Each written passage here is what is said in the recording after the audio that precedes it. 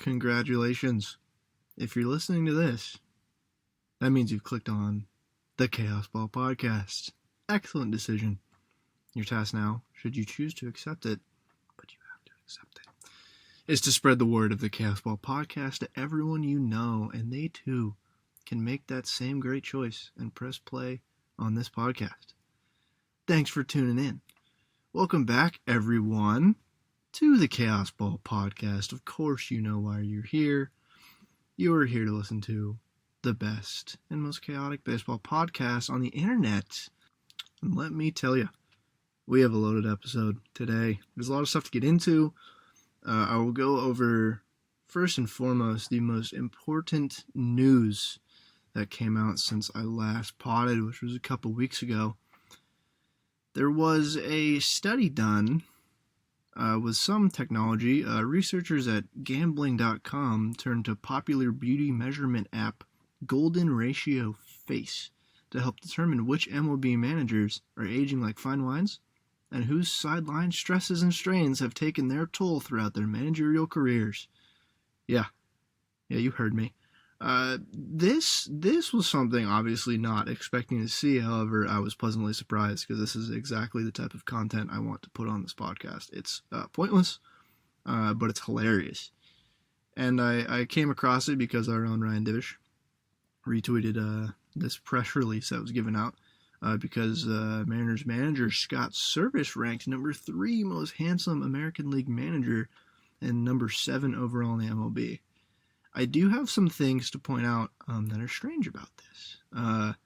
The National League dominated the top 5. Apparently, Buck Showalter took the number 1 Silver Fox top spot. Then it went on from there. So the top 5 was Buck Showalter, Rob Thompson of the Phillies, Torey Lovaloo of the Arizona Diamondbacks, David Ross of the Chicago Cubs, and Terry Francona of the Cleveland Guardians.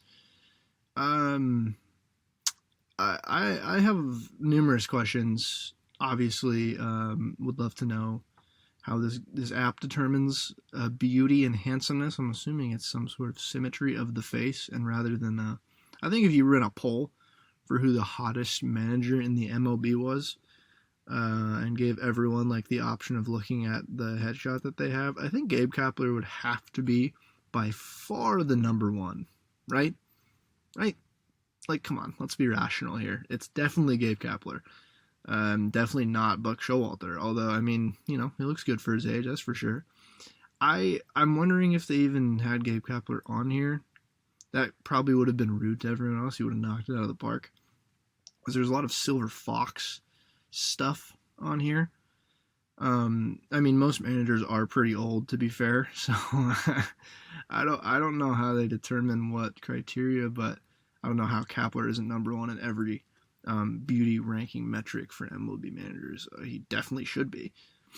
But Dusty Baker flying the flag for the over 70s, ranked in 6th place with the overall hotness score of 7.95.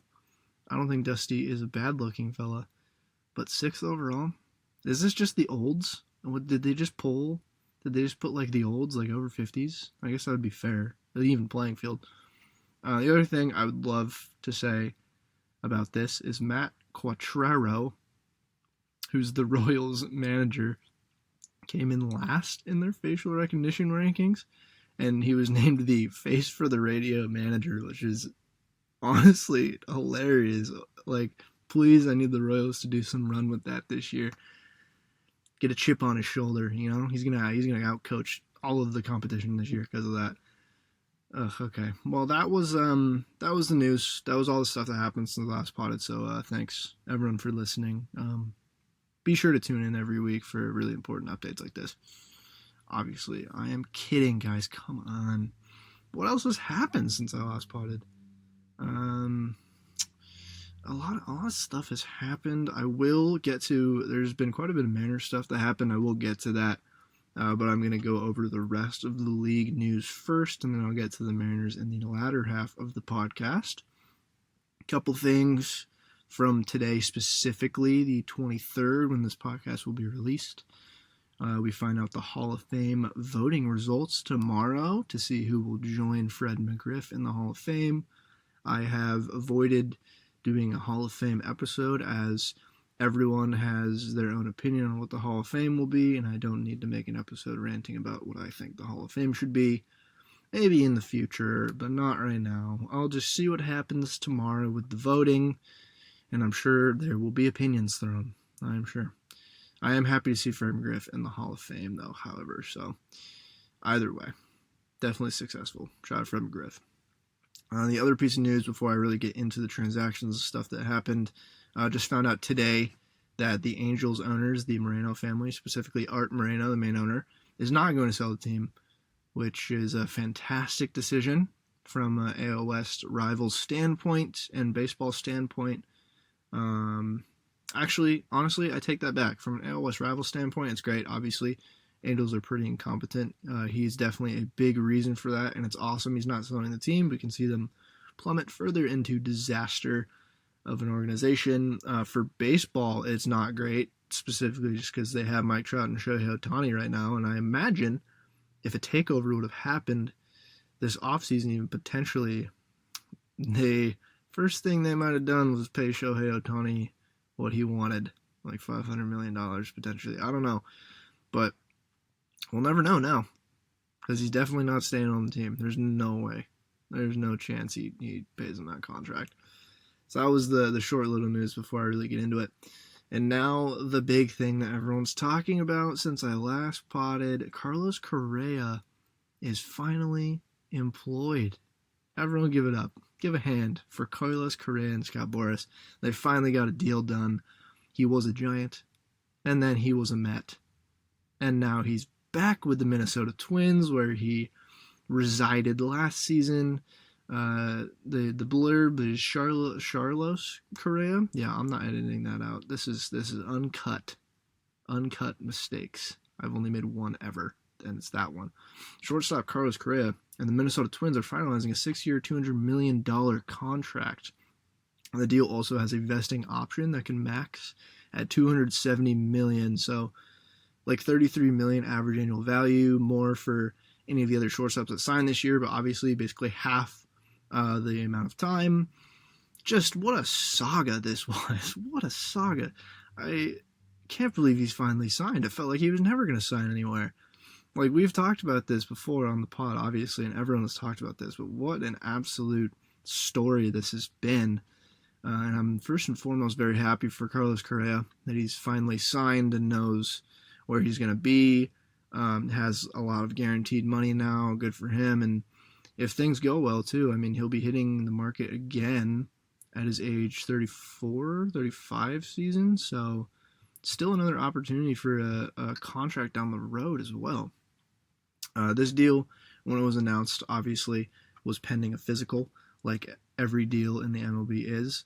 And the Twins had the opportunity to do the funniest thing they could have done and back out of the deal. I mean, no, listen, that would have been awful for Carlos Correa, but wouldn't have that been just great content for everyone involved? Like, that would have been fantastic. But no, they went ahead with the deal.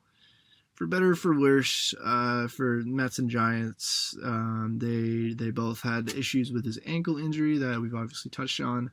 But there was new news that came out since last time we podcasted that the Mets used the same ankle specialist as the Giants, which is super interesting.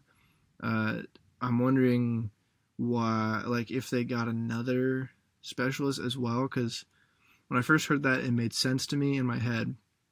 Like, I would, as the Mets, I would also want to contact the Giants to see, like, what exactly they saw. So getting the same ankle specialist makes sense to tell you basically the same thing. They get more of a reason on why the Giants backed out. But I feel like they should have gotten another opinion as well, right?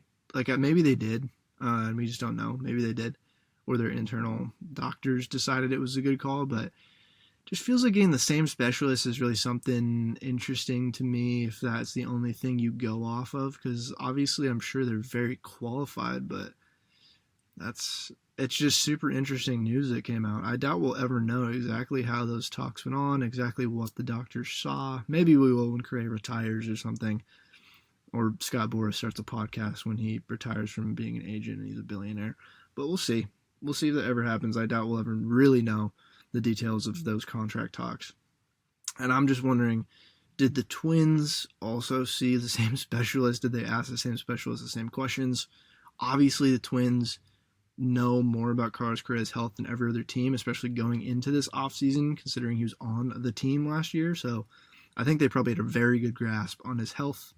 They obviously know about his ankle injuries in the past.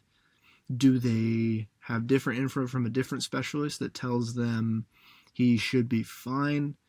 Obviously, it's a shorter-term deal, so they probably recognize this ankle injury, but from the Twins' perspective, I'm assuming it just means maybe the doctors figured out, like, over these 6 years, if he can play 60% at least of his games, it will probably be worthwhile deal. And maybe they're projecting, like, yeah, maybe he does miss some time with this ankle injury. Maybe if it comes to manifest itself in a bad way, maybe we can have him sit out a whole year with surgery, reconstruction, anything, and his ankle should be fine after that. I don't know. We'll have to see what happens. Because maybe the Twins just don't care. Obviously, it's a shorter-term deal, but maybe they just don't care about his ankle injury. They're like, well, the product on the field is fantastic, so we'll pay for that. And I know their owner really, really likes Carlos Correa. Like, really does. So that also... But point is, Carlos Correa is a Minnesota Twin. Yet again, it's really interesting that he signed that 3-year deal with them last year with the player opt-out, obviously. He opted out, and I'm sure the Twins probably thought they had no chance to re-sign him since he opted out, but look what happens. Look how the universe works sometimes. He's back in their clutches. The Twins are a very interesting baseball team.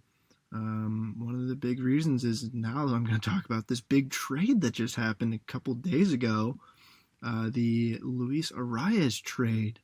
The Twins sent their all-star second baseman, Luis Arias, to the Marlins for right-handed pitcher Pablo Lopez and prospects Jose Salas and Byron Cheerio. Cheerios? Interesting. Salas is, or was, I'm pretty sure the Marlins number 3 or 4 prospect.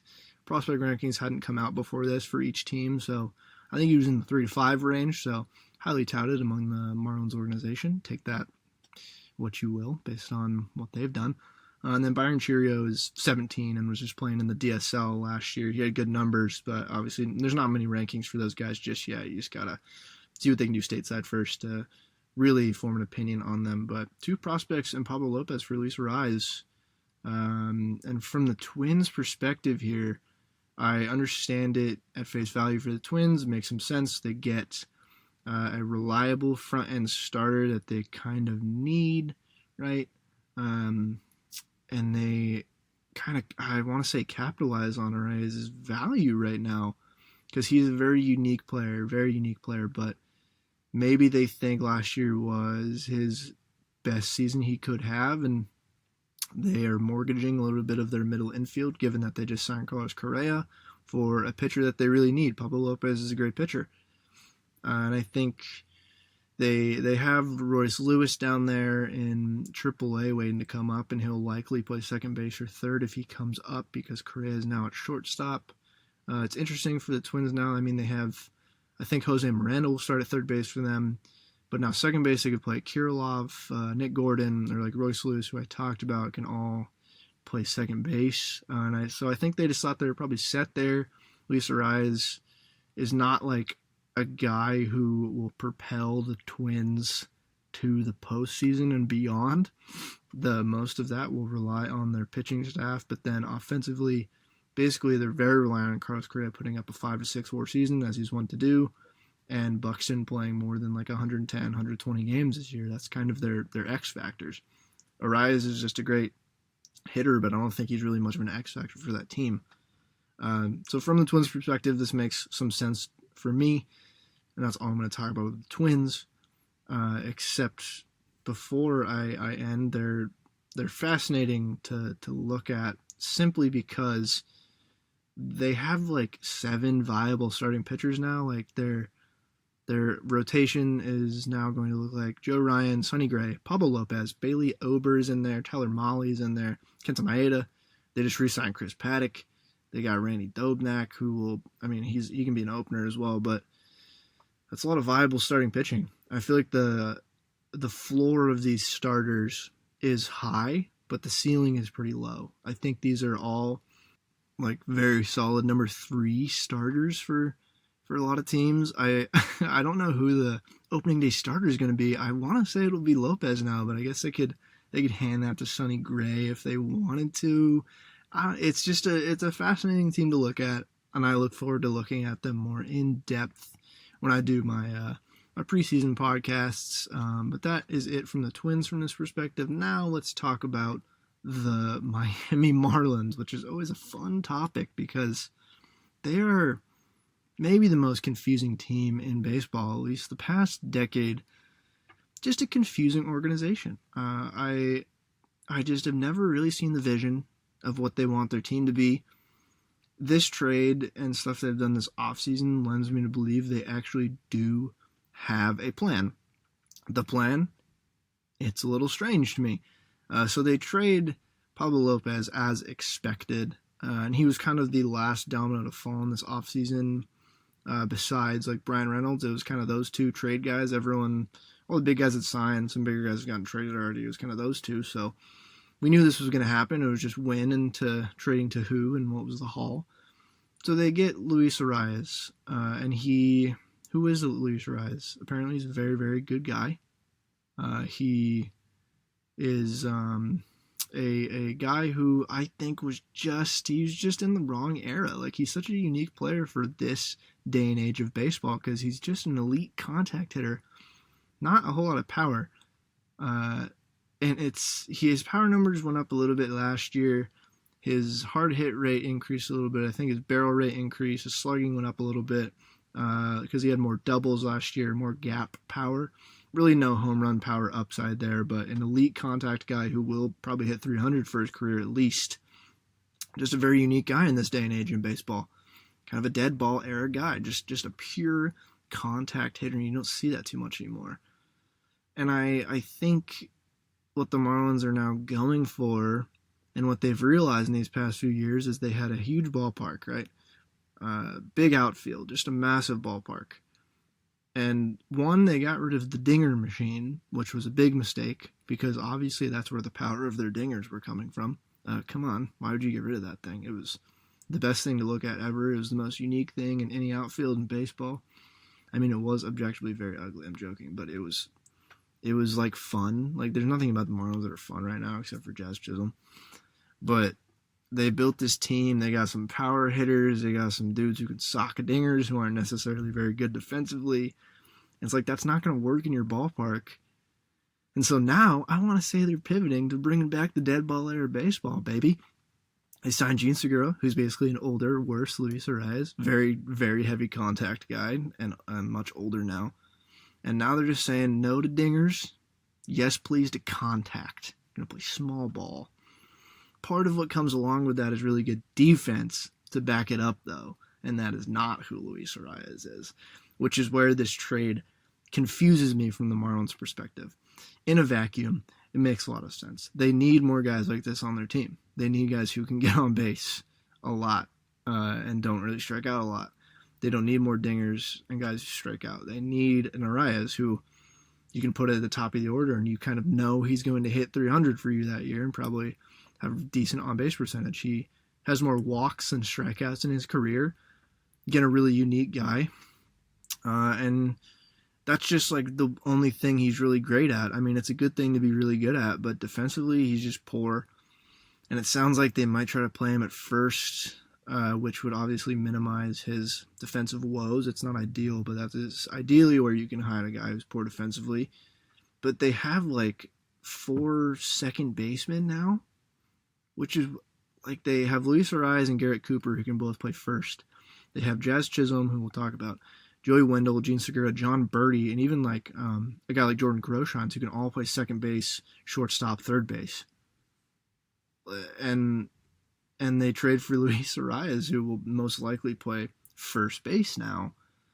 It's just so interesting because now I think their infield's going to look like Gene Segura at third base, I guess Joey Wendell at short. I don't know. Joey Wendell's a fantastic defensive third baseman. I wouldn't move him from that spot. And then maybe Gene will play second.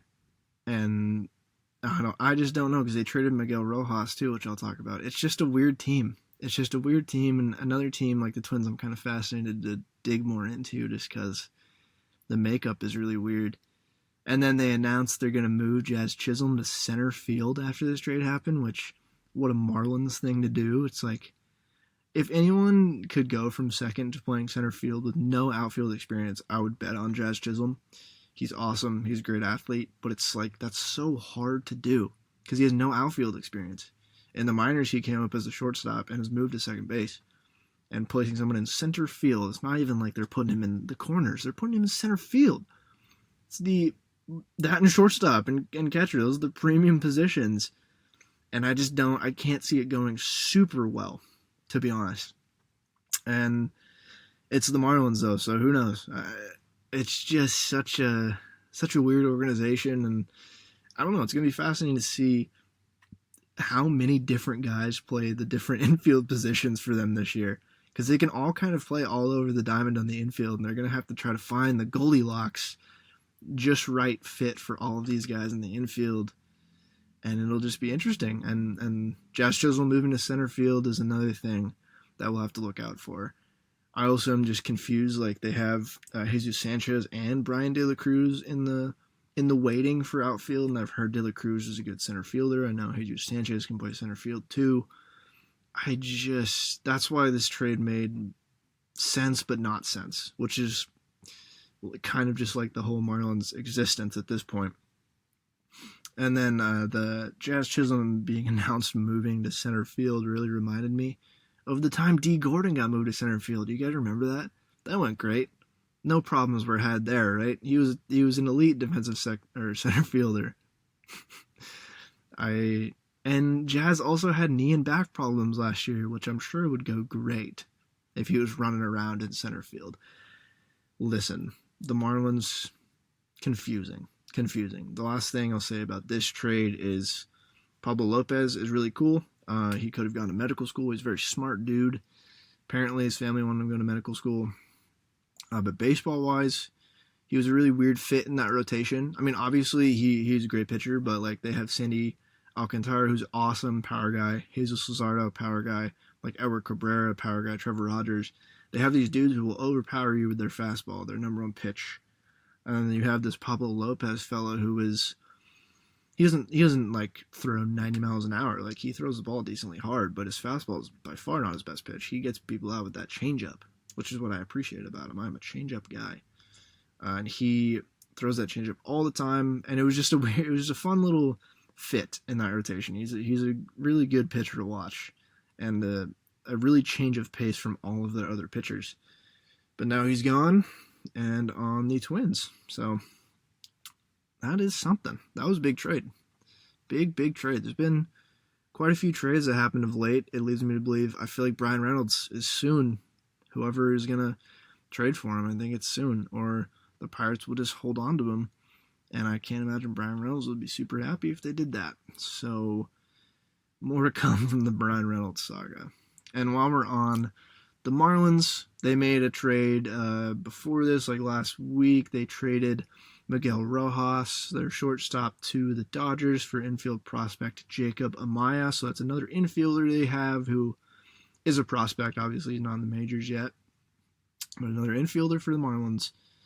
And I know Amaya, I don't know a lot about Jacob Amaya, but I know he's pretty highly touted defensively. I think that's his best tool. I think it graded out as like a 60 on the scout scale for skills.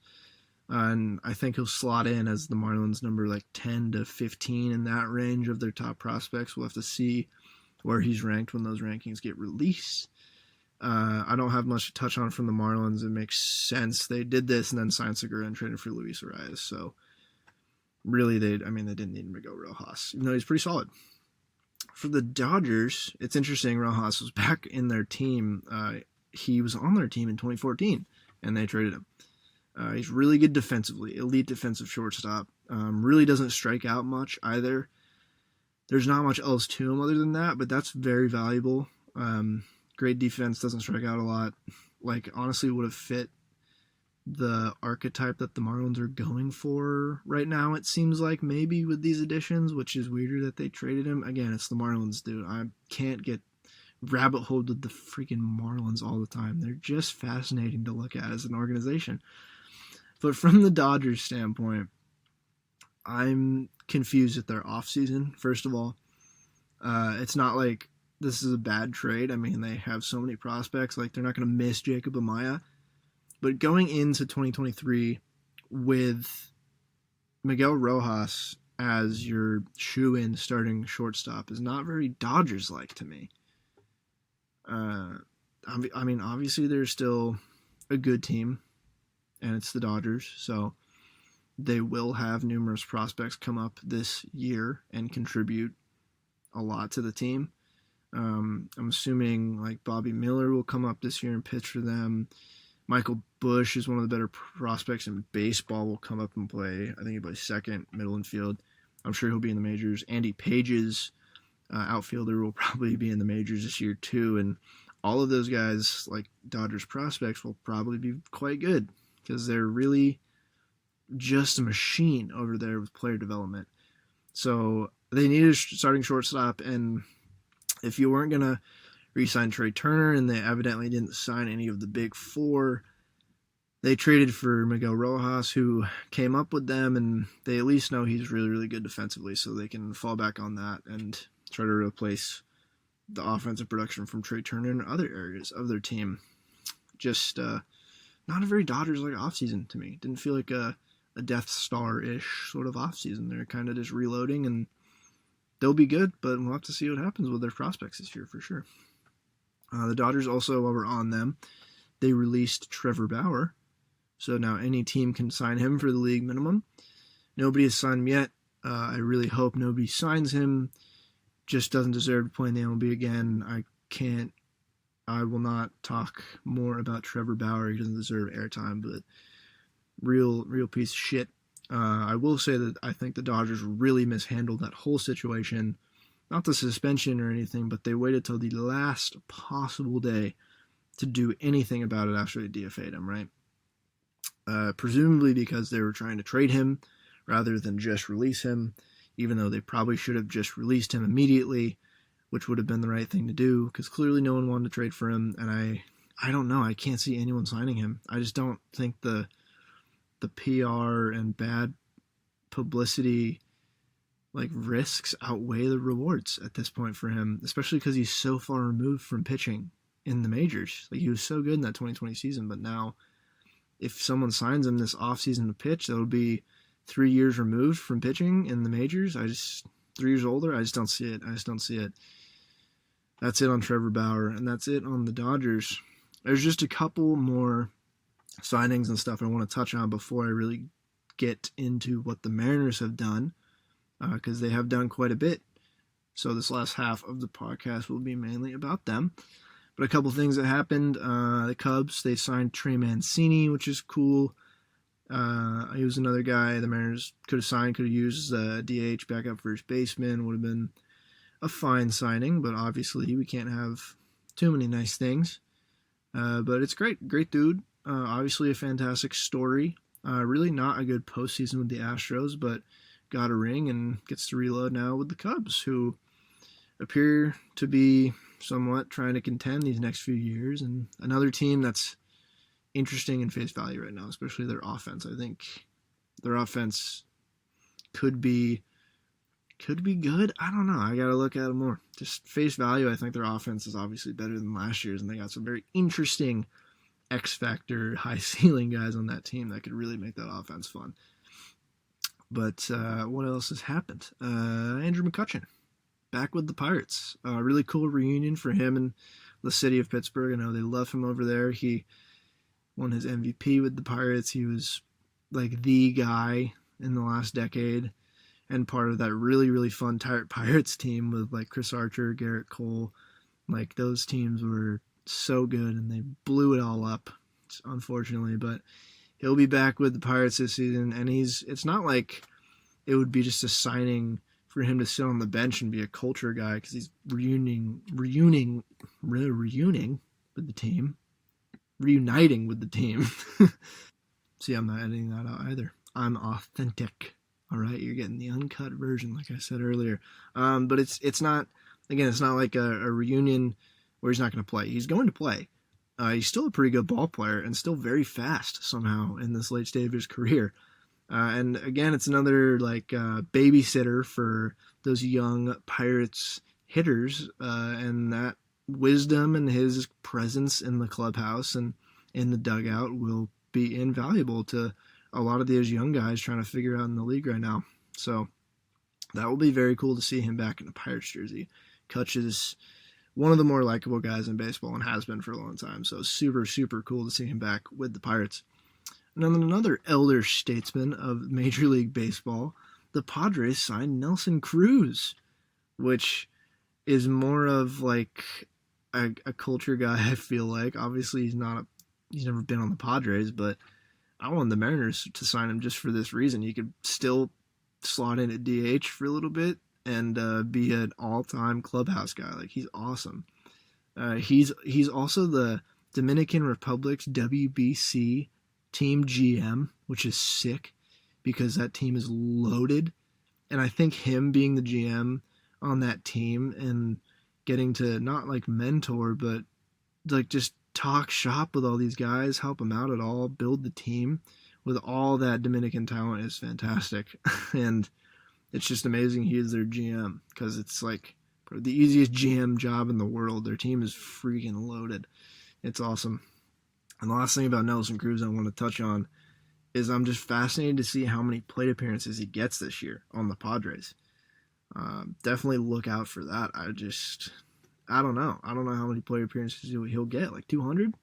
300? He got like 400 or something last year. Like, he played a lot of baseball last year, surprisingly. So, Padres definitely addressed a lot of depth issues this year. And at worst, Nelson Cruz is a depth DH guy who will be awesome in the clubhouse. So, good for Nelson Cruz.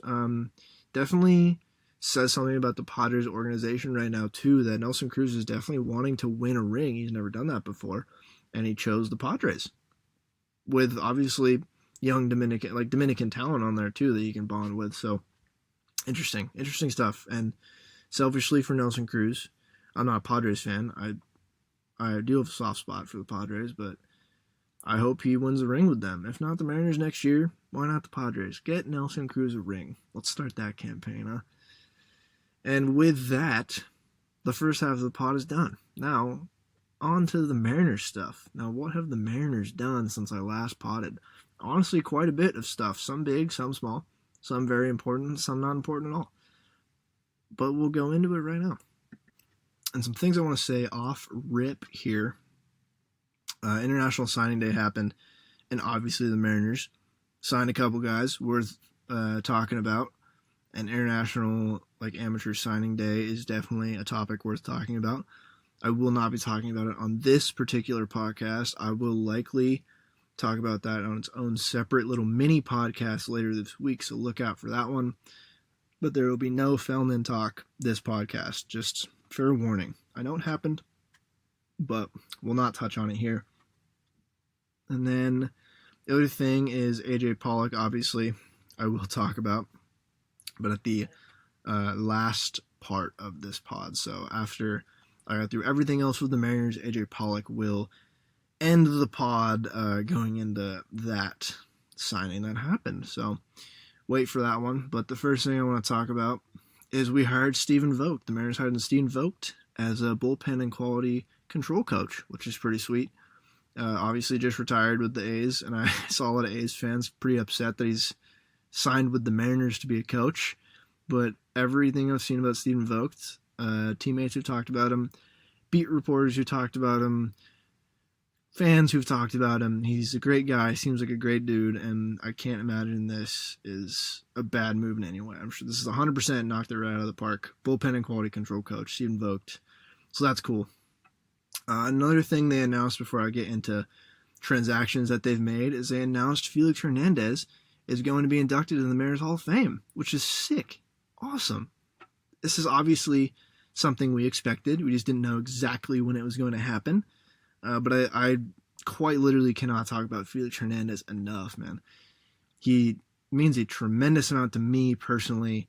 He's probably my favorite baseball player of all time, favorite Mariner of all time to this point. Julio may well take that mantle from him as my favorite baseball player of all time to watch.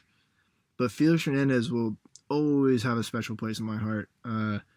I was growing up around Seattle, and right when I started kind of paying attention to the Mariners in my youth, that was when those teams were awful, but Felix Hernandez was that dude. So my family and I, every time we go to Mariners games, it was most of the time we'd make sure Felix Hernandez was on the bump that day, like a lot of people, because that team was not worth seeing besides that. And I, as a kid growing up, I emulated him on the mound. I learned a changeup because of him, and that was my best pitch, coincidentally, just like Felix. I was at his perfect game with my oldest brother. That is a moment that I will never forget and means a lot to me, and is a huge reason why I even have this podcast, as Felix Hernandez he made me like baseball. He made me love baseball. He made me love the Mariners. And I just, I hope I can make it up for that. I don't know if I'm going to be able to, but awesome that he's going to be enshrined as a Mariners legend. I could go on and on about what he means to me, but Felix Hernandez is awesome, the king, going into the Mariners Hall of Fame. And the video they put out announcing it was awesome too. So I'm sure, like the Ichiro one, the Ichiro Hall of Fame stuff, I'm sure watching it I will cry like a little baby. Felix Hernandez means that much more to me, so I'm very excited to see that happen. And that was the last part of news for non-transactional Mariners stuff. So getting into the transactions here, we signed Mike Ford. The Mariners brought Mike Ford back on a minor league deal. Will he see time with the big league club? Will we trade him again? How many teams will he play on this year? Find out on this season of Major League Baseball with Mike Ford. I wanted to get this done off because like Mike Ford, man, there's these dudes that come up for baseball teams sometimes out of necessity for injuries and have like a moment, and I feel like Mike Ford did not have a moment. And he's also just one of those dudes who's so beefy, it looks like he should hit so many home runs, but he just doesn't. And I know he played for the Angels last year. That's how bad the Angels were. They had him play like most of their first base for the latter half of that year after we released him. So it's interesting. I'm wondering how many teams he'll play for again this year. We'll have to find out. Or maybe we develop him into a Daniel Vogelbach caliber player. And I'm only saying that because of the way he looks. Moving on to another transaction. The Mariners signed Tommy La Stella, who plays professional baseball. He's definitely one of the players in baseball, like for sure, one of the baseball players. No, this is just meh. He'll be a Rainier. He'll only play second base for the big league club if he really needs to.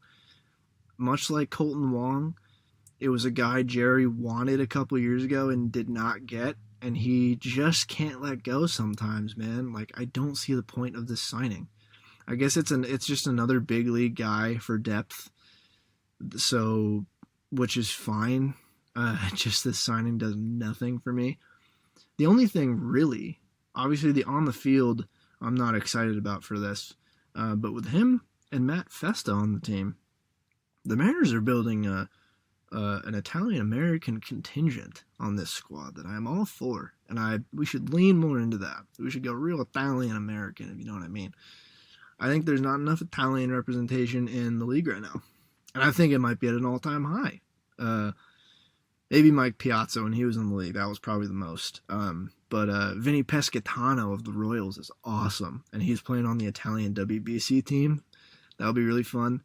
I think the Mariners should trade for him, not only because he's a good player, but because his name is Vinny Pescatano, and him and Matt Festa and Tommy La Stella would really tear up the Mariners, if you know what I mean, huh? But that was another transaction that really doesn't mean much to me. Moving on from Tommy La Stella. Arbitration stuff happened.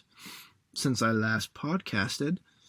The Mariners did agree with Ty France, Tom Murphy, and Paul Sewald on one-year deals to avoid arbitration, and then they didn't agree with Diego Castillo, Dylan Moore, or Teoscar Hernandez, which is unfortunate. I think Teoscar was looking for something in the $18 million range, and the Mariners were looking at something closer in the $16 million range.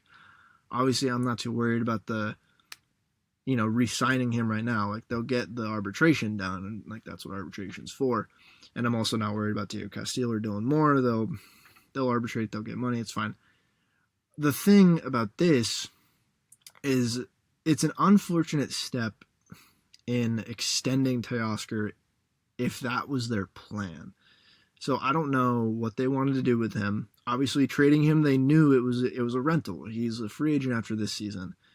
And I don't know if they wanted to extend him this offseason or if he plays really well again during the season, extend him. But this is not an encouraging step in that process because now they're going to have to arbitrate, and that can just lead to mixed feelings from both parties around the whole contract situation. I don't even know what his contract would look like. I've thought about it a little bit, but like Andrew Benintendi is a guy of similar value to Teoscar, baseball-wise. And he got this offseason 5 years for $75 million, 15 average annual value. Although he hit the market at 2 years younger at 28, and Teoscar will hit the market at 31.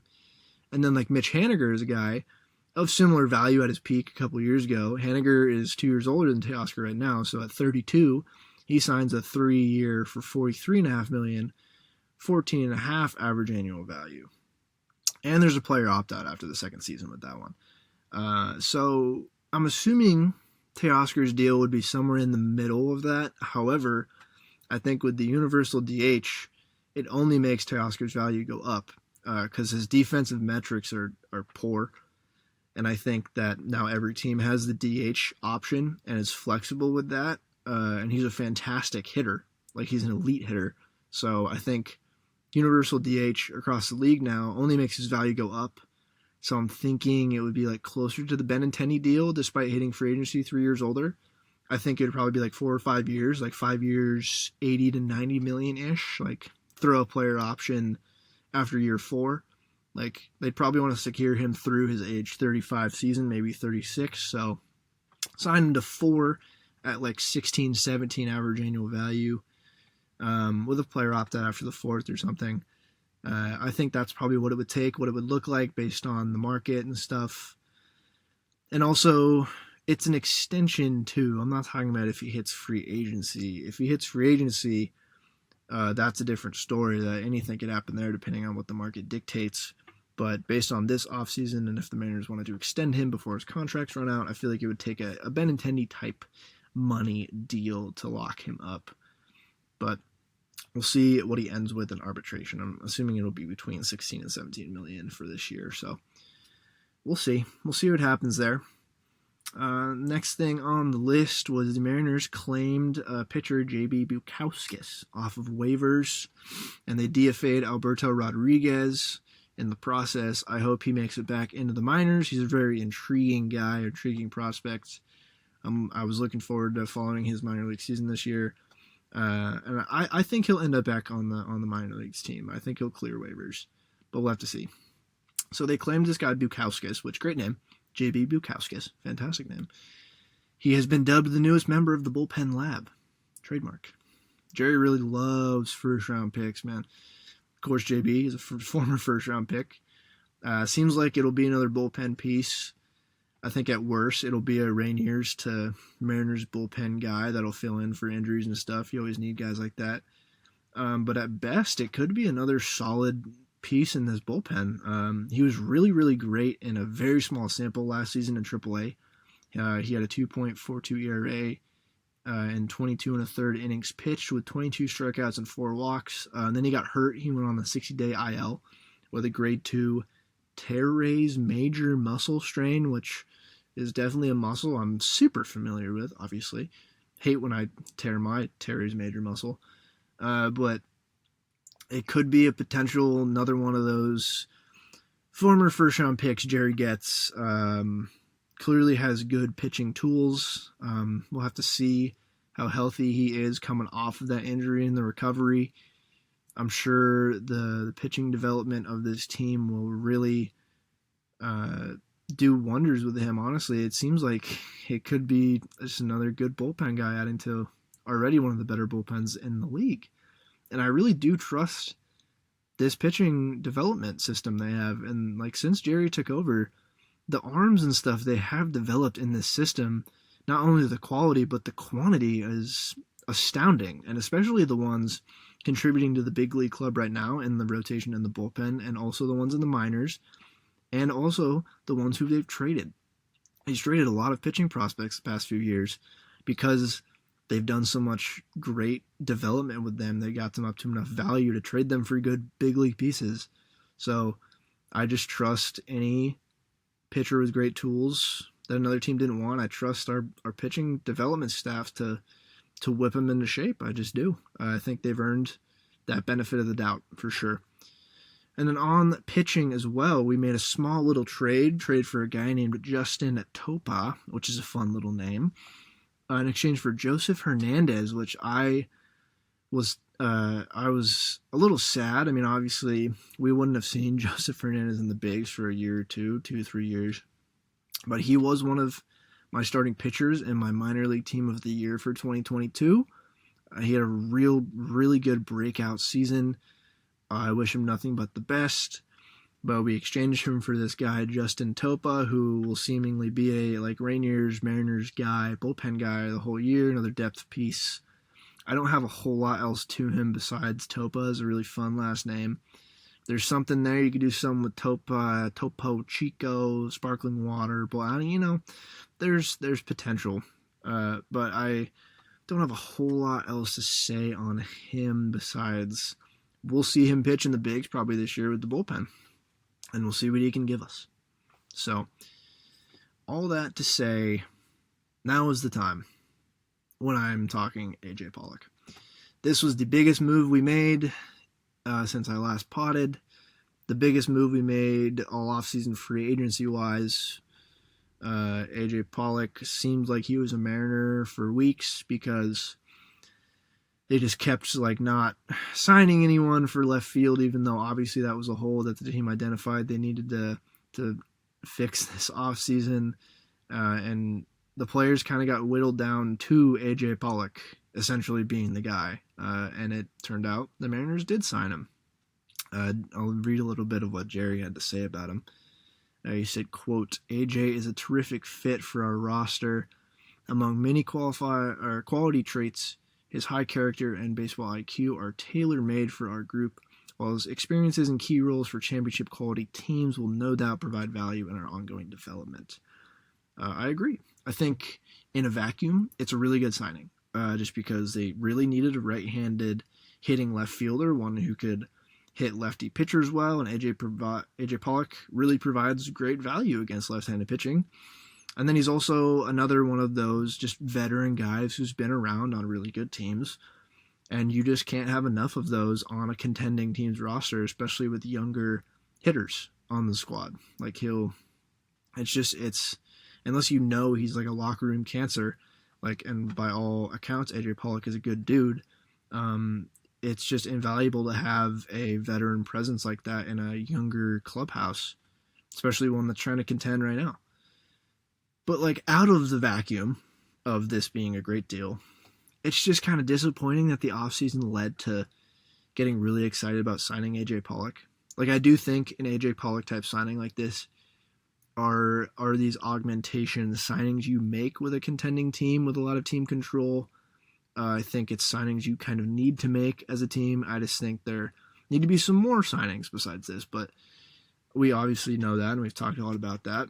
It's just disappointing that it led to us fiending for AJ Pollock on Twitter. We really went there. That's what John Stanton made us do on Twitter this offseason. What a demon. Because Will Myers and Jurickson Profar's still out there, and he hits well from both sides. He hits lefties and righty pitchers pretty well. And then you have Will Myers, who I was just screaming at the Mariners to sign. It made perfect sense. They missed on him. They obviously didn't want to sign Profar. They still could sign Profar, to be honest. I wouldn't be against that. You could get them for 2 to 3 year deals. But so out of that vacuum, Pollock is still a good deal. It's just somewhat disappointing it led to that. And then still very disappointing that the team is just okay, seemingly for now. The season hasn't started yet, obviously. But for now, they're just okay to play left field as a Kelenic, Trammell, lefties, Pollock, righty platoon. Like, Pollock will always play against left-handed starting pitchers. And I am sure Kelenic will be the starter against right-handed starting pitchers. It's just like not a good strategy to bank on left field production coming from a 35-year-old who is aging, who's still a good hitter, but can really only mash against lefties now. He's not a very good hitter against righties. Especially, that's tough because the majority of the pitchers you will face in the league are righties. And then putting the other production, these 400-odd plate appearances against right-handed hitting, to either Pollock, who's bad at hitting right-handed hitters, or to Jared Kelenic or Taylor Trammell, who've shown you that, yes, they can hit really well in AAA, and yes, they're very young, and yes, they could eventually turn into good big league guys, but what have they shown you these past couple seasons that have told you that you can rely on them to be a solid contributor at the big league level? I just think that's not a championship mentality, especially when there were cheaper options besides the big outfielders to address that issue, or even like trades. I know they traded for Teoscar, but like he replaced Mitch Haniger in right field. So just going into the season with a Kelenic Pollock platoon in left field is not what I wanted to see from this team out of this offseason, especially when they had money to spend. So that is my piece. I've talked about it a lot. I really, really hope Kelenic or Trammell or both really puts it together this year. I just have little to no faith, especially with Kelenic, that he'll do that. He just hasn't shown that he has the ability to do that. I know he did have, like, when he barreled the ball up last year, he can hit the ball really fucking hard. He's really strong. I think he can be a good defender in the outfield, especially in the corner spots. He's a strong arm. And I think he could potentially be a big league starter. I just don't. He just doesn't have the top prospect pedigree to me anymore, which is why I thought they should have tried to move him this offseason for someone more viable at a big league level. That being said, I mean, imagine if he puts it together this season, puts up like 25 home runs, 20 steals, plays 120 games in the outfield. Like, imagine that. I just don't see it happening at all, and I hope he proves me wrong. I really hope he proves me wrong. But now to go more into AJ Pollock. So AJ Pollock's 35, and of course he was a former first-round pick because Jerry's a little whore for former first-round picks, isn't he? He was picked in the 2009 draft. He has had a pretty solid and long career. Majority has played with the Diamondbacks, but recently people probably know him. He was on the Dodgers, won a ring with the Dodgers, and then was on the White Sox last year. Didn't do a whole lot on their team, but he was on those really fun Diamondbacks teams with JD Martinez and Paul Goldschmidt. Like, those teams were awesome, and they're the ones that drafted him, I'm pretty sure. But to go into what he's going to do on the field, we signed him because he mashes lefties, and that's what we've been told. So does he? The answer is yes. He is historically and in recent years still has kept up his production as one of the better guys against left-handed pitching. I have some numbers from the last 5 seasons, since dating back to 2018, just for a little recency on his lefty numbers, and yes, they are good. The only thing I really have an issue with is his expected numbers last year were a little inflated, or not inflated.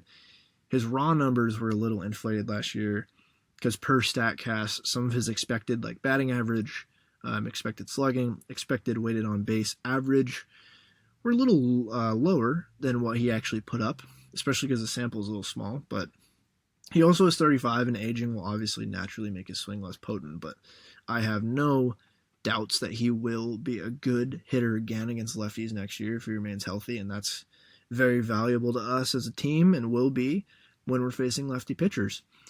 So in the last 5 seasons, since 2018, and this is per StatHead, he has a 891 OPS against left-handed pitching in 595 plate appearances. So the last 5 seasons, he's basically played one very full season against left-handed pitching, if you know what I mean. Like 600 plate appearances, that's like the max you can do in a season or something. That amounts to one full season with an 891 OPS against lefties. That is a great OPS.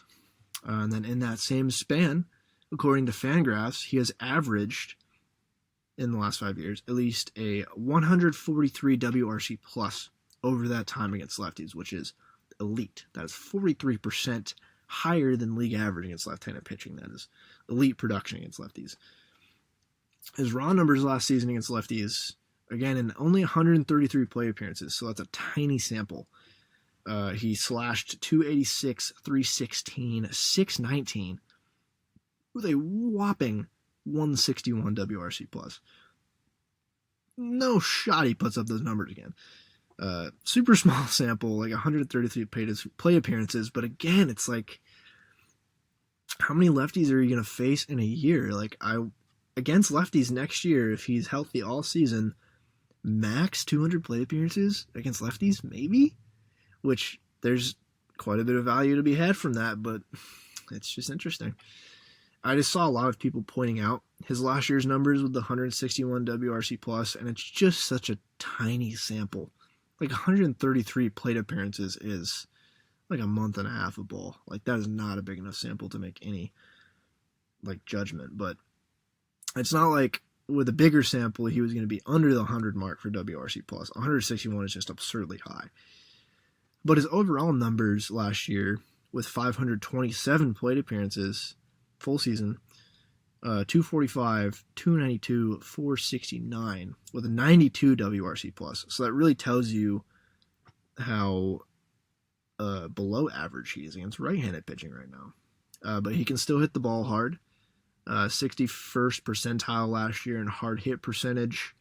And at this point, his defense does leave a lot to be desired. But his speed, according to StatCast, or Baseball Savant at least, his speed, he can still run pretty well. So on the base pass, he can still run pretty well, and at least in the outfield, he's not super duper slow in his 35-year-oldness.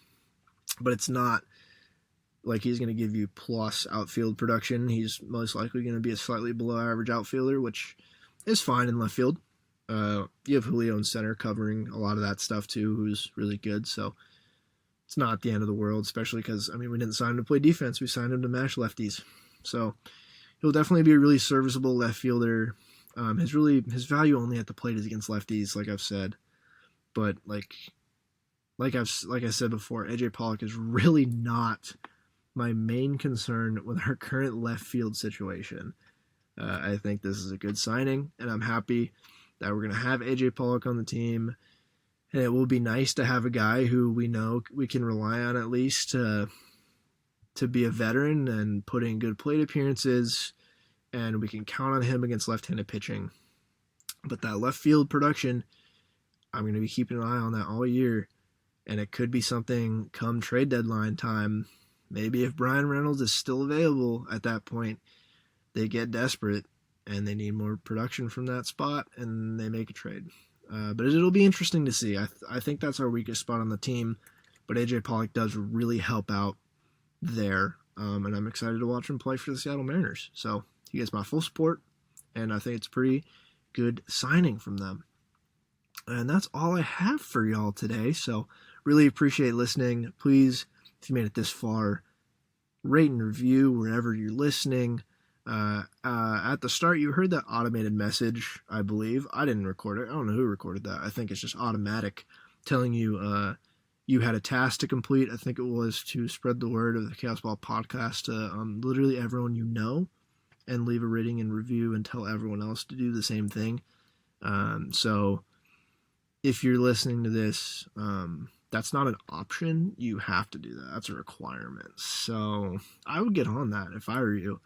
But I really appreciate everyone listening. Have a good rest of your week, and look out soon for that mini podcast about the International Signing Day. But with that, I will sign off, and have a good rest of your day, and go Seattle Mariners and AJ Pollock specifically.